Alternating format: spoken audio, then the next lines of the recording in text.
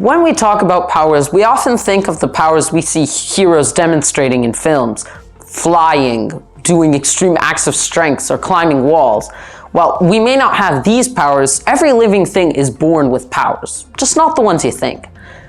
The powers of the soul, as they're called, are broken into three main subsections: the vegetative powers, the sensitive powers, and the rational powers. Let's dive in and take a closer look.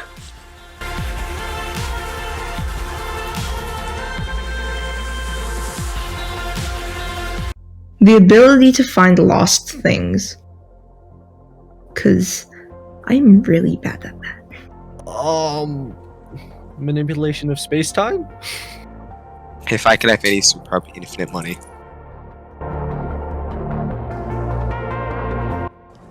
Before we begin, we must take a look at what powers are.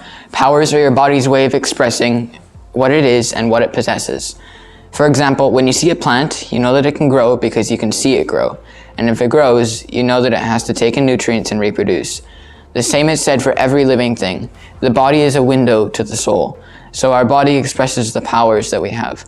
So now that we have that, let's look at each of the powers more closely, starting with the vegetative powers.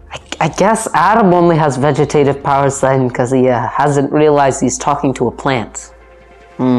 The first power on our list is a vegetative power. All living things have vegetative powers, but for plants, this is the only power that they have. The vegetative powers are then broken into three subsections: nutrition, growth, and reproduction. These are the foundational powers on which all things can live. Nutrition refers to the breaking down of food for nutrients. The term growth refers to the growing of a being, and reproduction is, well, reproduction. These all take place indirectly and automatically in a living thing.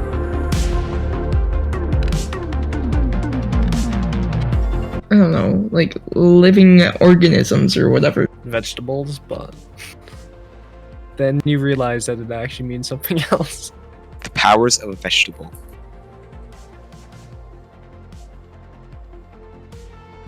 So, how does this relate to humans? Well, we need food to live, grow, and reproduce. But you might ask, can these things be automatic when I have control over them? For example, I can choose to either eat a slice of pizza or a carrot. But how does that work? Now, while this is true, you have to remember, after you eat something, do you think about digesting it? No, that would be very tiring. Our bodies produce nutrients on their own. The same applies to the other two. Our bodies grow and reproduce on their own. We don't have to think about it. However, unlike plants, we aren't limited to just growth and reproduction. We can feel and move as well. That's where the next power ties in, the sensitive power. Next on our list is the sensitive powers. Like the vegetative powers, the sensitive powers are broken down into three sub-powers: sensation, appetition, and locomotion. Humans and animals possess these powers as we are able to move and take in information around us. To summarize in one sentence, sensation is how we take in information around us through our five senses. Appetition is how we respond to the information we've taken in, our emotions. And locomotion is what we do about it, the actions that we perform. To explain these powers in a more physical sense, say you have a lemon and you're going to eat a slice of it. Now before you put it into your mouth, your senses are taking in the characteristics of the lemon. For example, you see it's yellow, you smell the acidity of it, and you can feel the texture it has in your hands. Your brain then begins to take these bits of information and transforms them into a final image, also known as a phantasm. Now once it's in your mouth, you taste how sour it is. You start to squeeze your face, eyes water, eyebrows furrowed.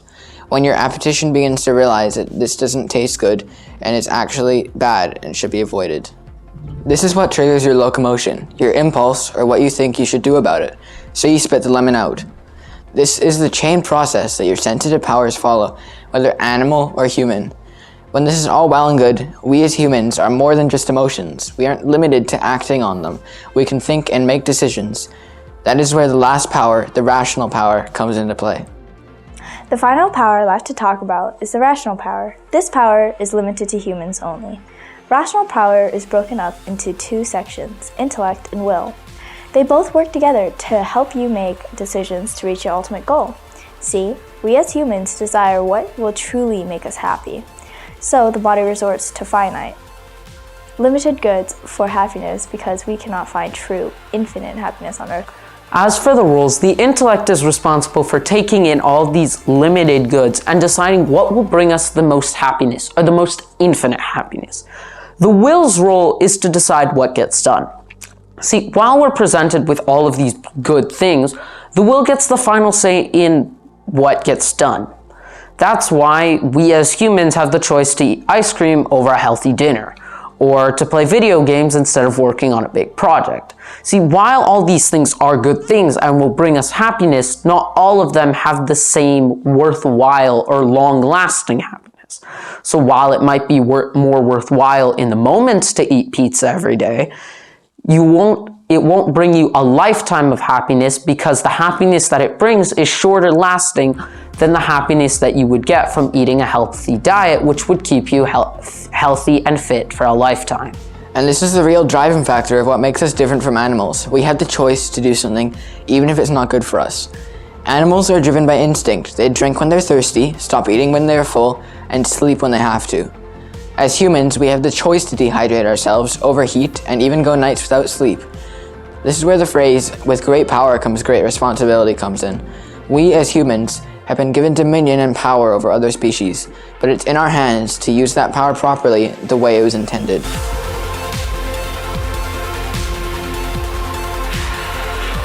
The correct way to use your rational powers would be to try to use all of it and all of the potential it holds, and to not leave any to waste. Yeah, I don't think there's a right way to use them even. I feel like that's entirely subjective. To just keep a good moral code and follow it, I guess. And because I feel like that's something we probably have over animals and plants, obviously.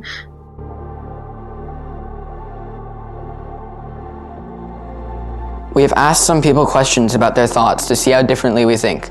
Now remember, while these powers aren't physical things, they all do exist and are very real.